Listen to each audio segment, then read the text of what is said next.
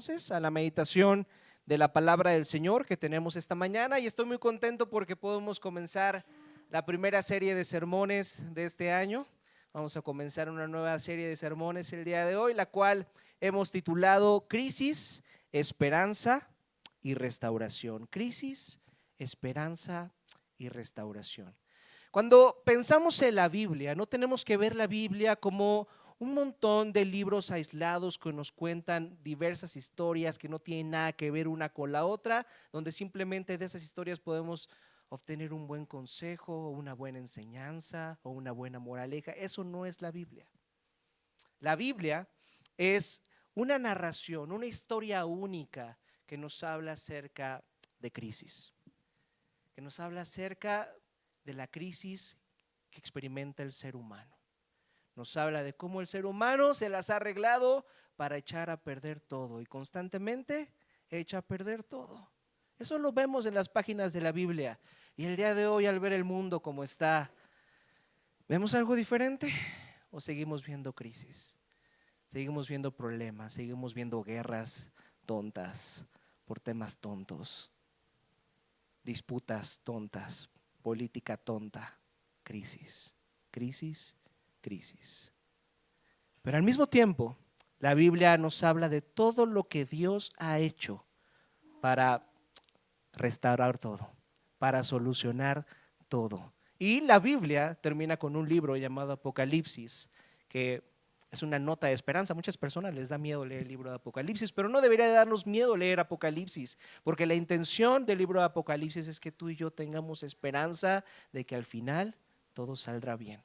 De eso es de lo que nos habla la Biblia, de crisis, de esperanza y de restauración. Así que a lo largo de esta serie quise hacer esta serie de sermones porque es muy importante que entendamos eso. Creo que es trascendental para nosotros entender todo lo que Dios ha hecho a pesar de nuestra crisis, a pesar de nuestra derrota, a pesar de nuestra maldad, a pesar de nuestra decepción, todo lo que Dios ha hecho para restaurar nuestra relación con Él, porque Él quiere tener una relación contigo, Él quiere tener una relación conmigo, y es hasta que entendamos eso que en verdad nuestros corazones podrán experimentar una verdadera transformación, un verdadero cambio. Así que en esta serie vamos a estar reflexionando en los primeros capítulos de la carta a los Romanos, de la carta de Pablo a los Romanos. No vamos a estudiar toda la carta a los Romanos, solamente 4 capítulos, porque considero que en estos 4 capítulos Pablo explica de una manera magistral todo lo que Dios ha hecho para solucionar las cosas, todo lo que Dios ha hecho para arreglar todo y entrar en una relación personal contigo y conmigo. Y vamos a terminar reflexionando en los últimos capítulos del libro de Apocalipsis, porque el libro de Apocalipsis nos recuerda que todo va a estar bien al final y que tenemos una esperanza, que al final todo saldrá bien. En eso estaremos reflexionando durante las próximas semanas. Y el texto en el que estaremos meditando esta mañana se encuentra en Romanos capítulo 1, vamos a leer de los versículos 1 al 7 y luego me voy a saltar de los versículos 13 al 17. Romanos capítulo 1, versículos del 1 al 7 y luego nos saltamos al versículo del 13 al 17. Les pido que puedan tener sus Biblias y traen sus Biblias físicas abiertas ahí en Romanos capítulo 1. Dice así la palabra del Señor, también aparecerá en la pantalla. Dice: yo, Pablo, esclavo de Cristo Jesús y elegido por Dios para ser apóstol y enviado a predicar su buena noticia, escribo esta carta. Dios prometió esa buena noticia hace tiempo por medio de sus profetas en las Sagradas Escrituras. La buena noticia trata de su Hijo. En su vida terrenal, él fue descendiente del rey David y quedó demostrado que era el Hijo de Dios cuando fue resucitado entre los muertos mediante el poder del Espíritu Santo. Él es Jesucristo nuestro Señor. Por medio de Cristo, Dios nos ha dado a nosotros como apóstoles el privilegio y la autoridad de anunciar por todas partes a los gentiles lo que Dios ha hecho por ellos, a fin de que crean en Él y lo obedezcan, lo cual dará gloria a su nombre. Ustedes están incluidos entre los gentiles que fueron llamados a pertenecer a Jesucristo. Les escribo a todos ustedes, los amados de Dios que están en Roma y son llamados para ser su pueblo santo. Que Dios nuestro Padre y el Señor Jesucristo les den gracia y paz. Continúa diciendo el versículo 13: quiero que sepan, amados hermanos, que me propuse muchas veces ir a visitarlos, pero hasta el momento me vi impedido. Mi deseo es trabajar entre ustedes y ver frutos espirituales, tal como he visto entre otros gentiles. Pues siento una gran obligación tanto con los habitantes del mundo civilizado como con los del resto del mundo, con los instruidos y los incultos por igual. Así que estoy ansioso por visitarlos también ustedes que están en Roma, para predicarles la buena noticia. Pues no me avergüenzo de la buena noticia acerca de Cristo, porque es poder de Dios en acción para salvar a todos los que creen, a los judíos primero y también a los gentiles. Esa buena noticia nos revela cómo Dios nos hace justos ante sus ojos, lo cual se logra del principio al fin por medio de la fe. Como dicen las Escrituras, es por medio de la fe que el justo tiene vida. Esta es la palabra del Señor. Y la mayoría de los comentaristas, la mayoría de los expertos, los teólogos que han estudiado la carta a los romanos, creen que en los versículos 16 y 17, estos últimos versículos que acabamos de leer, Pablo está resumiendo el Evangelio. Pablo está resumiendo el Evangelio. Así que es muy importante que comencemos esta serie de sermones profundizando acerca de lo que dicen estos versículos. Y curiosamente fueron estos versículos los que llevarían a Martín Lutero, parece una casualidad, pero el día de hoy cantamos un himno escrito por Martín Lutero, fue el segundo que cantamos, y justamente estos versículos, el versículo 16 y 17 de Romanos 1, fueron los que llevaron a tener su experiencia de conversión a Lutero y una transformación en su corazón que lo llevó a sentir tal pasión por el Evangelio, tal pasión por compartir esta noticia, que se convirtió el fundador del protestantismo. Martín Lutero, ¿quién era Martín Lutero? Era un monje alemán que odiaba a Dios porque le habían enseñado que Dios le exigía vivir una vida perfecta, que tenía que ser justo, que tenía que vivir de manera recta y que tenía que vivir sin pecado para poder ser salvo. Entonces Lutero odiaba a Dios. Lutero odiaba a Dios en primer lugar porque le exigía algo que él no podía hacer. En segundo lugar, porque lo dejó fracasar en el intento. Esas son las dos razones por las que Lutero sentía odio por Dios. Me estás pidiendo algo que tú sabes perfectamente que yo no puedo hacer y además me estás dejando fracasar en el intento. No puedes ser un Dios bueno. No puedes ser un Dios bueno. Te estás burlando de mí. Te odio. Así pensaba Martín Lutero, el gran reformador. Pero un día Lutero por fin entendió el verdadero significado de estos versículos y escribió un pequeño recuerdo de la gran experiencia que tuvo aquel día. Fíjense lo que dijo Lutero. Dice: trabajé de manera diligente y ansiosa para entender la palabra de Pablo. La expresión "la justicia de Dios" bloqueaba el camino porque la tomé en el sentido de esa justicia por medio de la cual Dios es justo y trata justamente cuando castiga al injusto. Aunque era un monje implacable, estaba delante de Dios como un pecador más. Por lo tanto, no amaba a ese Dios justo y airado, más bien lo odiaba y murmuraba contra él. Después comprendí que la justicia de Dios es esa justicia por medio de la cual, a través de su gracia y su pura misericordia, Él nos justifica por fe. Acto seguido, sentí que volvía a nacer y que entraba al paraíso con las puertas abiertas. Fui transformado. ¿No les parece interesante esto que está diciendo aquí Lutero? Lutero fue transformado, su pensamiento fue transformado, su corazón fue transformado, su vida fue transformada por el contenido de estos versículos. Así que vamos a empezar esta serie profundizando en estos versículos con la esperanza de que tú y yo también podamos experimentar esa transformación que tuvo Lutero. Esa transformación de su corazón, esa transformación de su pensamiento, esa transformación de su vida. Esta es la intención de esta serie de sermones. Así que estaremos reflexionando en los siguientes 3 puntos. Punto número 1, la esencia del Evangelio. Punto número 2, el contenido del Evangelio. Y punto número 3, el poder del Evangelio.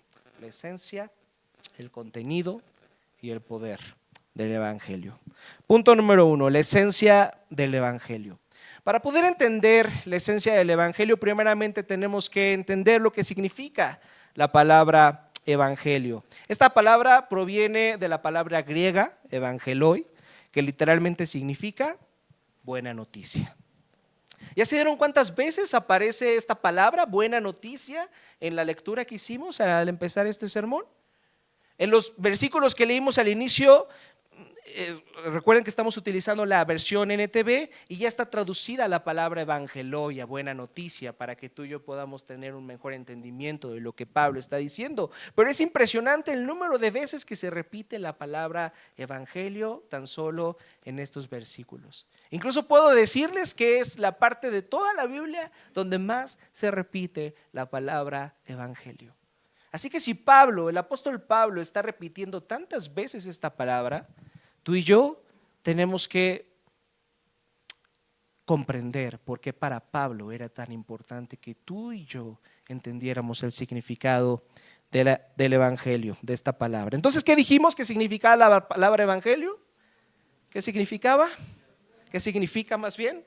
Buena noticia, ahí está. Y en nuestro tiempo, ¿quiénes son los encargados de darnos las buenas noticias? ¿Quién nos dice las buenas noticias en nuestro tiempo? Los medios de comunicación, ¿están de acuerdo? Digo, entiendo que ahorita la mayoría de las noticias que nos dicen los medios de comunicación son malas noticias, pero la única forma en la que tú y yo podemos estar informados el día de hoy es a través de los medios de comunicación. Ahora nos informamos también a través de lo que pasa en las redes sociales, pero también las redes sociales son un medio de comunicación, si lo ven de esa manera, y a partir de estos medios, tú y yo somos informados de lo que pasa en el mundo. Si no, estaríamos completamente aislados de lo que pasa en el mundo. ¿Están de acuerdo? Tú y yo nos metemos a nuestro celular, abrimos nuestro Twitter, ahora X, y nos enteramos de todo lo que pasa. Bueno, depende a quién sigas, ¿verdad? Pero ahí están los medios de comunicación del día de hoy. Sin embargo, en el tiempo de Pablo no existían los medios de comunicación que tenemos el día de hoy. Entonces, ¿cómo se difundían las noticias en esa época?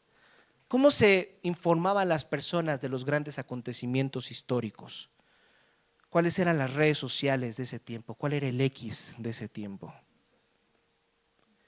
No existía la imprenta, mucho menos los canales de radio, de televisión, ni el internet, ni pensarlo. Imagínense ustedes, por ejemplo, que están en ese tiempo sin internet. Qué desgracia, ¿no? Vivir en un tiempo sin internet. ¿Quién puede vivir sin internet este día? Ni siquiera sé llegar a mi casa sin internet. Necesitamos el internet, pero imagínense que están en ese tiempo viviendo sin internet y saben que a kilómetros de distancia se está llevando a cabo una gran batalla militar y no saben lo que está pasando.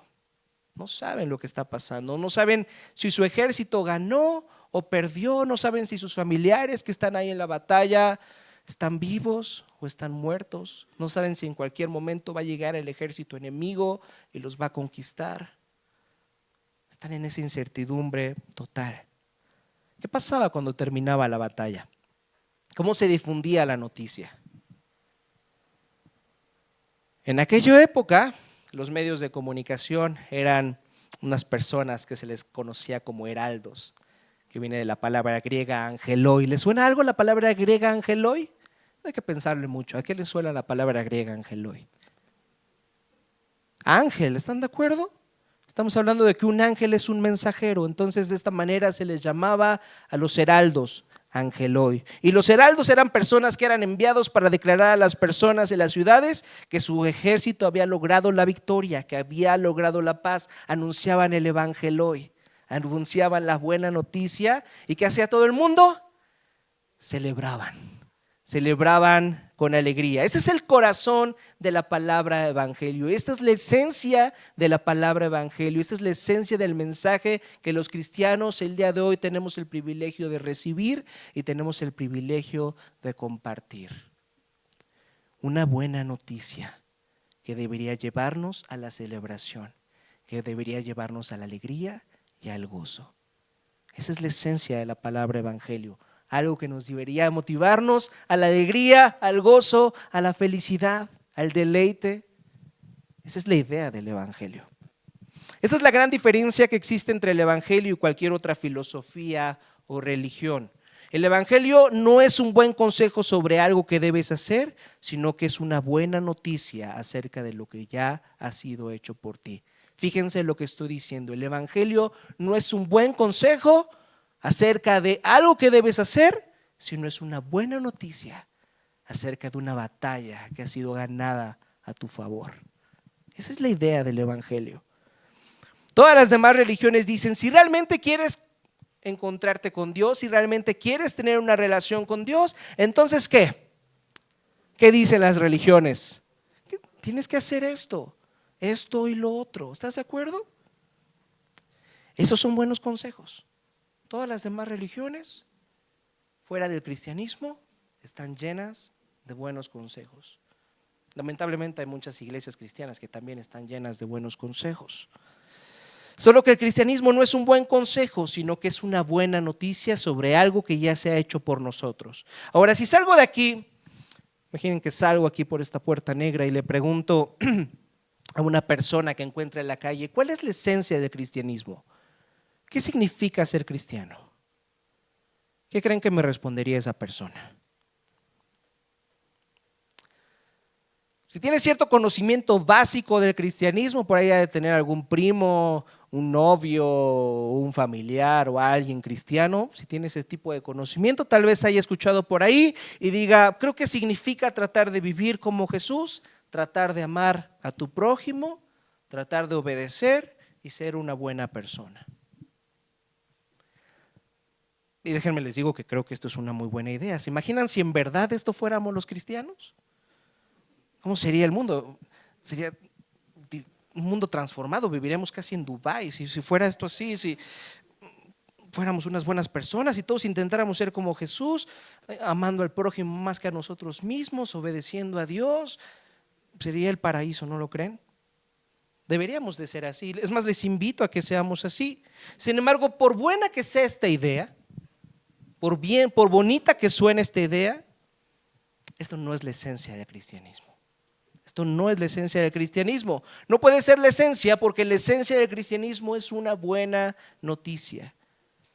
La esencia del cristianismo tiene que ver con algo que se ha hecho a nuestro favor, que crea tal alegría, tal gozo, tal transformación en nosotros que queremos obedecer. Fíjense la diferencia. No es obedezco para ser aceptado. Eso no es el Evangelio. Ese es un buen consejo, sé una buena persona. Obedece y serás aceptado por las personas, les vas a caer bien a todos. Si tú eres una buena persona, si estudias, si tienes una buena carrera, si no molestas a nadie, si vives una vida tranquila, le vas a caer bien a todos. ¿A quién le va a caer mal una persona así? Que es productiva, que tiene un buen trabajo, es más, que ayuda a los demás. Les vas a caer bien a las personas, es un buen consejo. Sin embargo, eso no es el Evangelio. Porque el Evangelio es el hecho de saber que somos aceptados, la noticia de que somos aceptados y la transformación que genera en nuestros corazones este entendimiento. Obedezco porque soy aceptado. No obedezco para ser aceptado, obedezco porque soy amado, porque soy perdonado. Esa es la esencia del Evangelio. Vean cómo lo dice Pablo ahí en el versículo 5 de Romanos 1. Dice, por medio de Cristo Dios nos ha dado a nosotros como apóstoles el privilegio y la autoridad de anunciar por todas partes a los gentiles lo que Dios ha hecho por ellos. ¿Qué es lo que ha anunciado Pablo? ¿Qué es lo que consiste el Evangelio de anunciar? ¿Qué? Lo que Dios ha hecho, no lo que tú has hecho, lo que Dios ha hecho. Y fíjense cómo dice, a fin de que crean en Él y lo obedezcan. ¿Qué es lo que nos hace creer en Dios? ¿Qué es lo que nos hace obedecer a Dios? Lo que Él ha hecho por nosotros. Lo cual dará gloria a su nombre, termina diciendo ahí Pablo. Entonces Pablo nos está diciendo que nunca podremos obedecer correctamente hasta que primero recordemos lo que Dios ha hecho por nosotros. Fíjense, el principal error en el que hemos caído como iglesia cristiana es intentar decirle a las personas que la esencia del cristianismo es tratar de vivir como Jesús, amar a tu prójimo y obedecer. Fíjense lo que estoy diciendo. El principal error que ha cometido la iglesia cristiana y todas las religiones en el mundo es decir a las personas, tienes que vivir como Jesús, tienes que ser una buena persona y tienes que obedecer. Si tú le dices esto a una persona, vas a tener al menos 3 tipos de respuestas. La primera respuesta es la indiferencia. Es la respuesta de una persona sensata, una persona que es honesta consigo mismo y que dice, yo no quiero vivir como Jesús, yo no quiero obedecer, yo no quiero ser una buena persona, yo quiero beneficiarme, yo quiero ser una persona exitosa, yo quiero hacer lo que yo quiero, eso es lo que yo quiero. Me recuerda mucho a una conversación que tuve con mis amigos en la preparatoria cuando intenté evangelizarlos de esta forma errónea. Me dijeron, vete de aquí. Estoy joven ahorita, ¿sabes? Ahorita se trata de disfrutar la vida loca. Ya cuando sea grande, ya cuando ya no pueda disfrutar de la vida, entonces ya buscaré a Dios, pero ahorita déjame en paz. Entonces esa es una respuesta que tendríamos a esta idea de decir a las personas que para acercarse a Dios tienen que ser unas buenas personas y tienen que obedecer. La segunda respuesta es la respuesta de Lutero. Vivir así es imposible, no puedo vivir de esa manera. Entonces te sentirás desanimado o incluso empezarás a sentir odio y resentimiento hacia los demás. Ahí está una segunda respuesta. La tercera respuesta es la respuesta de un fariseo. La respuesta de un religioso que te diría, por supuesto que esto es. ¿No ves mi vida? ¿No ves cómo obedezco? ¿No ves lo buen cristiano que soy? De hecho, me ofende que me estés diciendo esto. A ver, ¿por qué estamos hablando otra vez del evangelio? Eso ya me lo sé. ¿Por qué no hablamos de algo más profundo, algo más carnita? Ya, la lechita estuvo muy bueno, ya es demasiado esto de hablar otra vez del evangelio. Ahí está. Entonces tienes 3 tipos de respuesta ante esta idea. Tienes al indiferente, tienes al resentido y también tienes al orgulloso. Pero ninguna de estas 3 personas está experimentando la transformación y el poder del evangelio. Así que la primera pregunta que me gustaría que se hicieran esta mañana, que nos hiciéramos todos juntos esta mañana, porque yo me la hice al estar preparando este sermón, es: ¿todo lo que crees acerca de Dios y la manera en la que tú debes vivir, se trata principalmente de ti o se trata principalmente de lo que Él ha hecho por ti? Fíjense lo que te estoy preguntando. Lo que piensas principalmente acerca de Dios y de la manera que tienes que vivir, ¿tiene que ver con lo que tú has hecho o lo que puedes hacer o dejar de hacer, o lo que Él ha hecho por ti? Es importante que nos hagamos esa pregunta. Así que punto número 1, lo primero que debemos de recordar para ser transformados por el poder del evangelio es la esencia del evangelio. El evangelio no es un buen consejo, el evangelio es una buena noticia. Tienes que aceptar esa buena noticia que ha sido hecha a tu favor. Punto número 2, el contenido del evangelio. El contenido del evangelio se encuentra magistralmente expresado por Pablo ahí en el versículo 17, en el cual tenemos que profundizar. Fíjense lo que dice. Dice, esa buena noticia nos revela cómo Dios nos hace justos ante sus ojos, lo cual se logra del principio al fin por medio ¿de qué? De la fe. Como dicen las escrituras, es por medio de la fe que el justo tiene vida. En esta versión de la Biblia que acabamos de leer no entendemos realmente cuál era el dilema que estaba experimentando Lutero, porque esta versión, la NTV, está escrita por eruditos que ya están haciendo la interpretación bíblica por nosotros. Entonces nos lo dejan bien clarito, lo lees y dices, oye, ¿por qué Lutero se confundió? Aquí dice claramente que Dios nos hace justos ante sus ojos, lo cual se logra de principio a fin por medio de la fe. Está clarísimo, ¿no? No sé por qué no entendía eso Lutero, pero de nuevo, la versión NTV ya tiene una interpretación hecha por nosotros para que nuestra lectura sea más sencilla, más fácil y podamos entender mejor. Pero me gustaría que volviéramos a leer este versículo en la NBI, si la tienen por ahí, si no, escúchela, con eso es suficiente. Fíjense lo que dice. De hecho, en el evangelio se revela la justicia que proviene de Dios, la cual es por fe de principio a fin. Tal como está escrito, el justo vivirá por la fe. Y entonces en esta versión ya aparece esta frase que tantos dolores de cabeza le trajo a Lutero: la justicia que proviene de Dios. La justicia que proviene de Dios. ¿Qué significa eso? Lutero Pasó un tiempo hasta que llegó a comprender que la justicia de Dios es la justicia que viene a nuestras vidas a través de poner nuestra fe en la obra de Jesús. Eso es lo que quiere decir la justicia que viene por la fe. Así que el contenido del evangelio es que somos justificados por fe. Ok, muy bonito. ¿Qué significa eso? ¿Qué significa ser justificados por fe? Fíjense, cuando tú y yo hablamos de ser justificado, no hablamos de un cambio en la persona. Fíjense lo que estoy diciendo. Cuando hablamos de ser justificados, no hablamos de un cambio en la persona, sino en la relación que tenemos con la persona. El pastor Keller lo explica un poco mejor que yo. Fíjense cómo lo dice. Dice, una persona que está justificada delante de otra significa que tiene una reputación buena o correcta. Significa que es aceptable para la otra persona porque tu historial no tiene nada que ponga en peligro la relación. La otra parte no tiene nada contra ti. Tú sigues siendo la misma persona, pero es tu justificación lo que define el tipo de relación que tienes con la otra persona. Si tienes una deuda, entonces vas a tener una relación muy complicada con una persona. En cambio, si no tienes una deuda con esa persona, entonces tu relación es mejor con esa persona. No es un cambio en sí, en la persona, la justificación, sino es un cambio en la relación que tienes con la persona. Entonces, para los cristianos, Cristo ha hecho algo para cambiar la relación que Dios tiene con nosotros. Nosotros seguimos siendo la misma persona, pero lo que cambia es que ahora podemos estar en una relación con Dios a pesar de todo lo que está mal en nosotros. Cristo hizo algo lo suficientemente bueno para que la percepción de Dios acerca de nosotros cambiara. Y ahora pueda gozarse en nosotros, pueda alegrarse en nosotros, pueda recibirnos, nosotros podamos llamarlo Padre y Él nos vea como sus hijos. Algo tan bueno hizo Cristo que cambió nuestra relación con nuestro Padre, nos justificó delante de Él.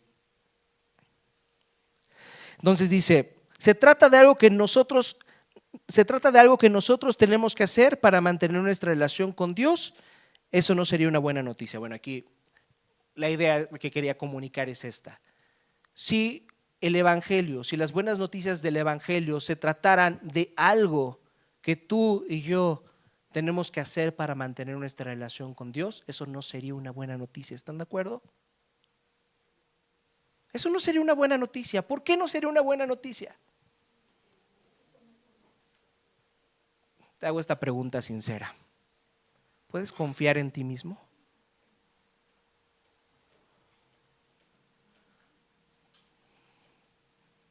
¿Puedes confiar en ti mismo o a veces te caes un poco gordo a ti mismo? A veces dices, ¿en serio? ¿Otra vez esto?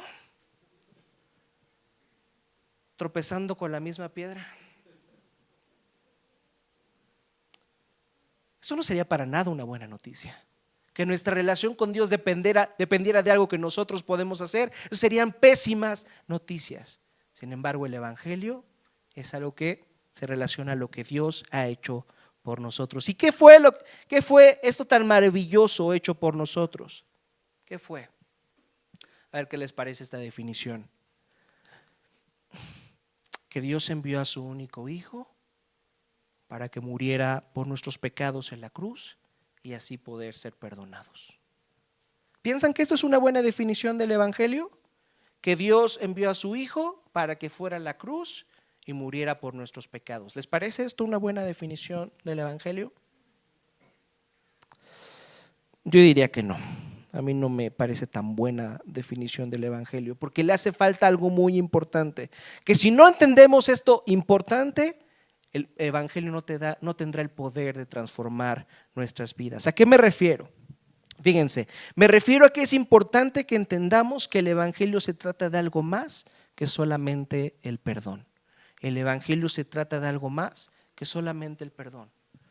Pero no me malinterpreten, no estoy diciendo que el perdón no sea importante. El perdón es algo hermoso, que seamos liberados de nuestra maldad, que Cristo muriera por nuestra maldad, por nuestros pecados, es algo precioso, y que seamos perdonados es algo hermoso, pero eso es solamente la mitad de la salvación cristiana.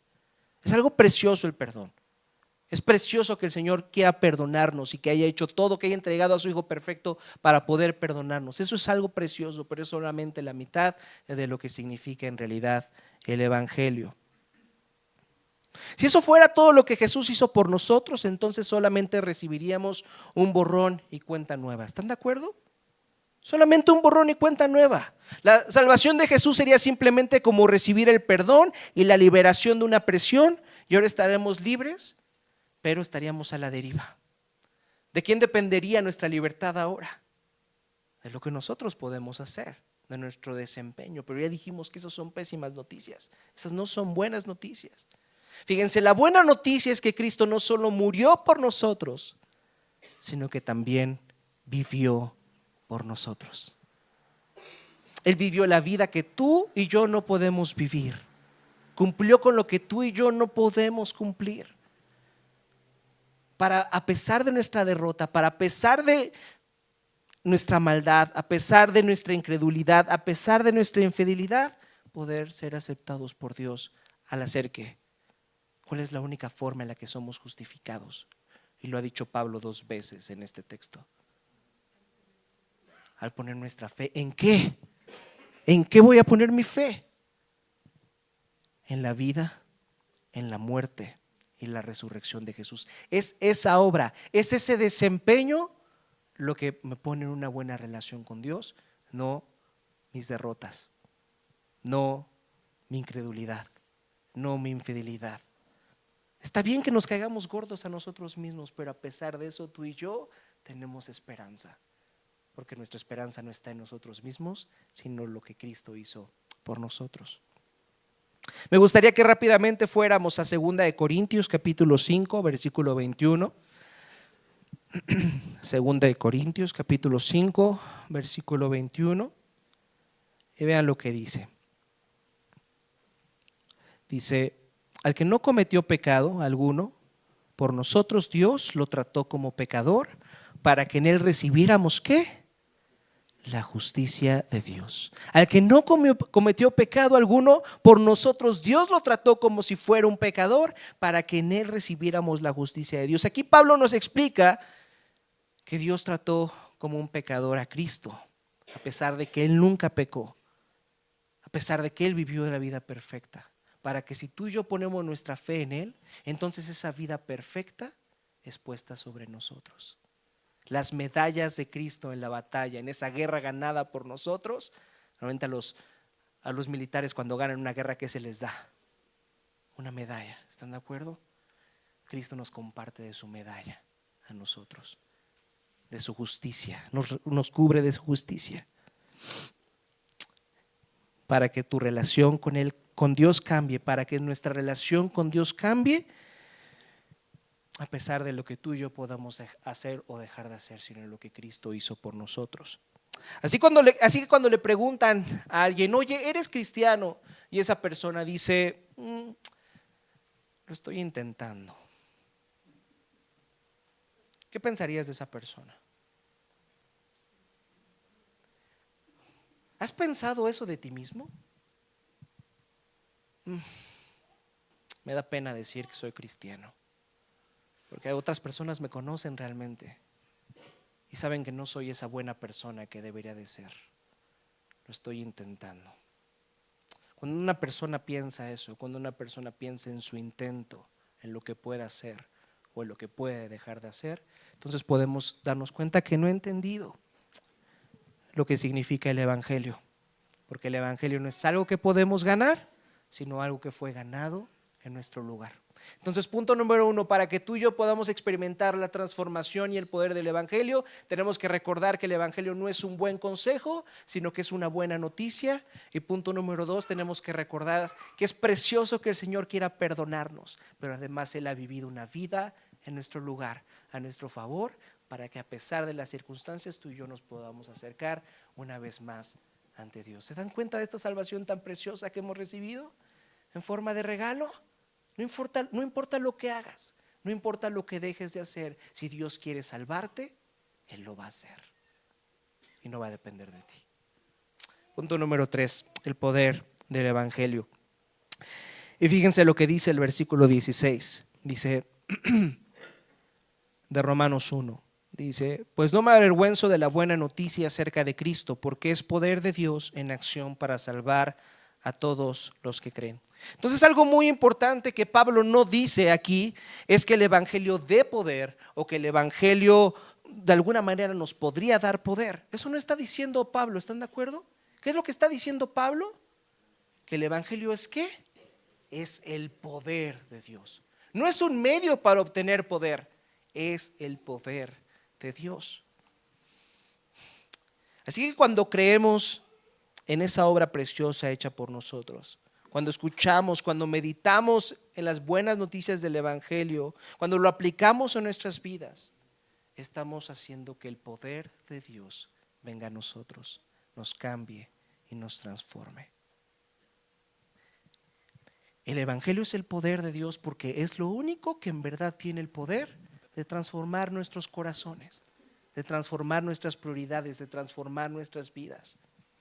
Fíjense lo que dice el comentarista pensando en esto. Dice, el poder del evangelio se ve en su habilidad para transformar radicalmente las mentes, los corazones, la orientación de la vida, el entendimiento de todo lo que sucede, la forma en la que las personas se relacionan entre sí y mucho más. El poder del evangelio puede cambiar un corazón roto, puede cambiar una relación rota, puede ayudarte a perdonar lo imperdonable, puede ayudarte a tener una identidad inquebrantable que no va a depender de ti, sino de lo que ya fue hecho por ti. Ese es el poder que tú y yo necesitamos para ser transformados. Y si tú realmente entiendes esta salvación tan preciosa que se te ofrece en Cristo, lo natural es el cambio. ¿Alguna vez han escuchado a alguna persona cristiana que probablemente es muy enojona o tiene un carácter difícil y las personas dicen, ¿por qué no cambias? Y la persona dice, es que yo soy así. Yo soy así, el Señor me amó así, yo me voy a quedar así. Eso no es ser un cristiano.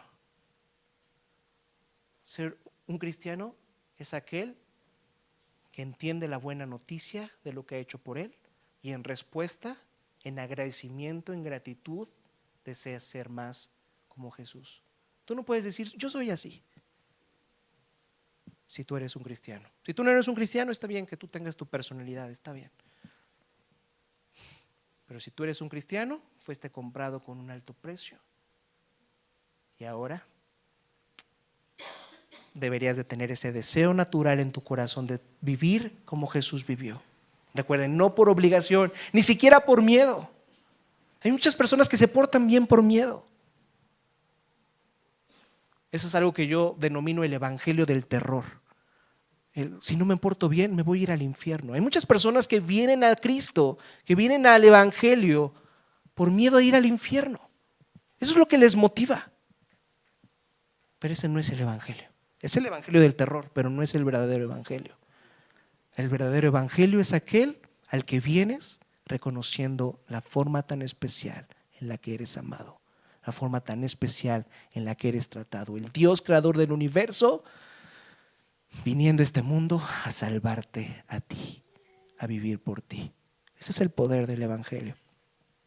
Ahora, aunque Pablo nos muestra que el evangelio es el poder de Dios, nos dice que no se avergüenza del evangelio. ¿Por qué dice esto? ¿Por qué diría esto Pablo?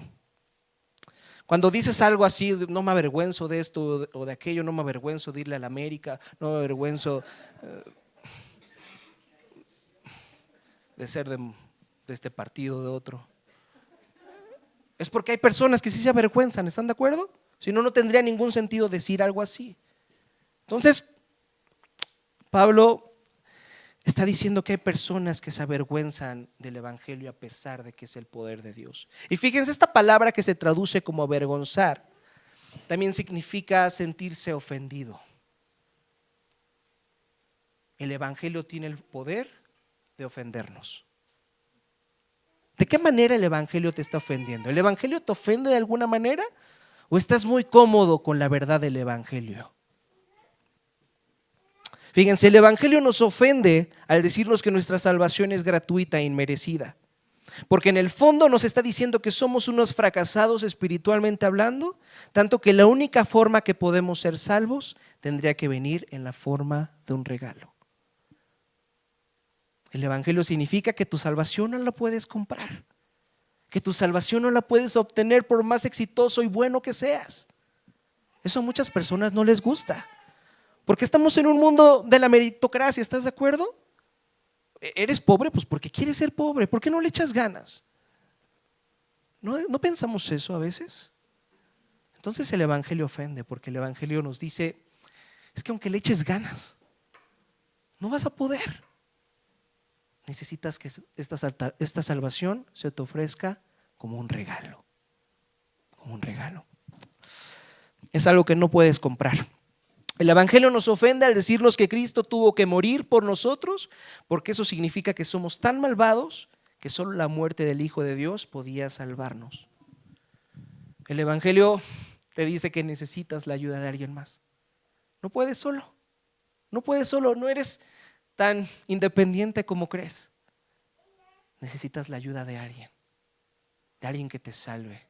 Y después, cuando vienes a la fe en Cristo, te das cuenta de que necesitas la ayuda de otras personas que son diferentes a ti, que tienen ideas diferentes a ti, que tienen formas de vida diferentes a ti, pero las necesitas.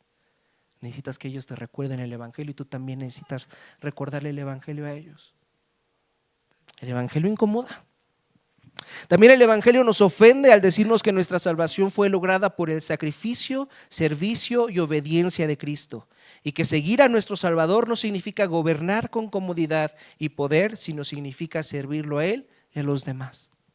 Fíjense de qué manera ofende el evangelio. El evangelio no se trata de una mejor posición para poder gobernar a las demás personas, para poder vivir una vida cómoda.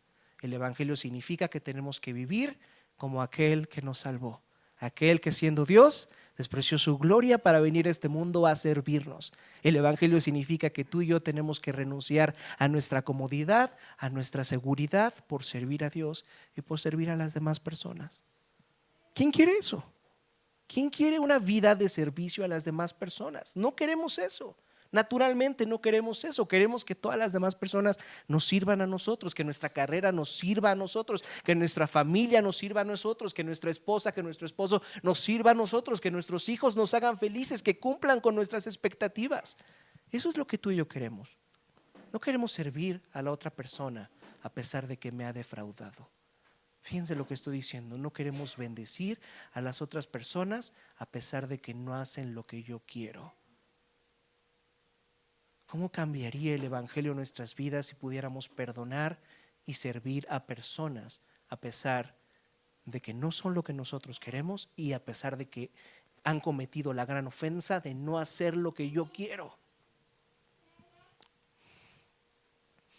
El evangelio es absolutamente único. Para todos podría parecer una locura, contradice todos los sistemas de pensamiento del mundo y por lo tanto es extremadamente ofensivo. Si el evangelio no te está ofendiendo de alguna manera, si el evangelio no te está incomodando en algún área de tu vida, eso significa que probablemente no has comprendido en realidad lo que significa el evangelio, y necesitamos seguir teniendo sermones como estos, hablando de lo básico, hablando de lo que significa el evangelio. Es importante que empecemos nuestra serie de sermones definiendo lo que es el evangelio y cómo puede ser ese poder que puede transformar nuestros corazones.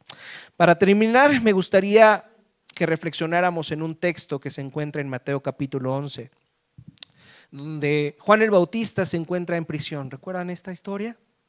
Juan el Bautista se encuentra en prisión, a punto de ser decapitado, y entonces envía a algunos de sus discípulos hacia Jesús, y sus discípulos le dicen a Jesús: ¿eres tú el que ha de venir o debemos esperar a otro?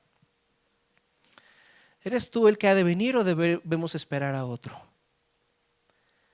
Juan el Bautista está dudando. Y tú y yo podemos entender por qué está dudando. A pesar de que él reconoció que Jesús era el Mesías y cuando lo bautizó dijo: "Ay, aquí el Cordero de Dios que quita el pecado del mundo", él ahorita estaba pasando por un momento difícil. Estaba en prisión. A punto de ser decapitado. No se imaginaba ese tipo de salvación. ¿Qué te imaginas tú con la salvación de Dios? que vas a ser feliz, que todo va a salir como tú quieres, que todo va a ser cómodo, que todo va a ser seguro. Probablemente eso se imaginaba Juan el Bautista y ahora se encontraba en prisión en esa circunstancia. Y entonces dudó de que Jesús realmente fuera ese Mesías, dudó de que Jesús fuera realmente ese Cordero que quita el pecado del mundo. Y entonces Jesús muy amablemente le dice a sus discípulos: vuelvan y dígale a Juan el Bautista, los ciegos ven, los cojos andan, a los pobres se les predica la buena noticia. Jesús le da algunos buenos argumentos a Juan para que pueda reconocer que en verdad él es el Mesías, y luego le dice esto a Juan: bienaventurado el que no encuentra ofensa en mí. Bienaventurado el que no encuentra ofensa en mí. Lo que me encanta de esta respuesta de Jesús es que no dice: ¿cómo te atreves a cuestionar si soy yo el Mesías o no? No. Jesús le responde: está bien que tengas dudas. Si tú tienes dudas, acércate a mí. Yo voy a responderte. Yo estoy aquí para responderte. Y amablemente le da ejemplos, nos da ejemplos, y se da cuenta de que naturalmente tú y yo luchamos con el Evangelio, naturalmente nos ofende el Evangelio. Sin embargo, a Jesús eso no le molesta. Jesús dice: bienaventurado aquel que no encuentra ofensa en mí. Entiendo que tengas tantas preguntas, Juan. Entiendo que te sientas ofendido por la salvación que he traído para tu vida. Pero buena suerte, buena suerte. Espero que tú seas de los bendecidos, que no hayan ofensa en mí. Este es el tipo de Salvador que tú y yo tenemos. El tipo de Salvador que ha dado su vida por nosotros. Aquel que te dice: ¿tienes dudas acerca de tu fe? ¿Tienes dudas acerca de tu vida? ¿Sientes que tal vez no has recibido esa salvación? ¿Tu vida no es lo que tú esperabas tener en este momento, en estas alturas del partido? ¿Crees que Dios está siendo injusto de alguna manera al no darte algo que ya debió haberte dado? ¿O te ha quitado algo que no debió haberte quitado? Acércate, acércate. Ven con tus preguntas, pero ven a mí. Ven a mí. Encuentra tu consuelo en mí y yo te voy a transformar. Yo voy a cambiar tu corazón. Este es el Salvador que tú y yo tenemos, el que en verdad puede transformar nuestras vidas. Vamos a orar. Padre nuestro, te damos gracias por el Evangelio. Te pedimos que transforme nuestras vidas y nos ayudes a comprender la esencia, el contenido y el poder del Evangelio.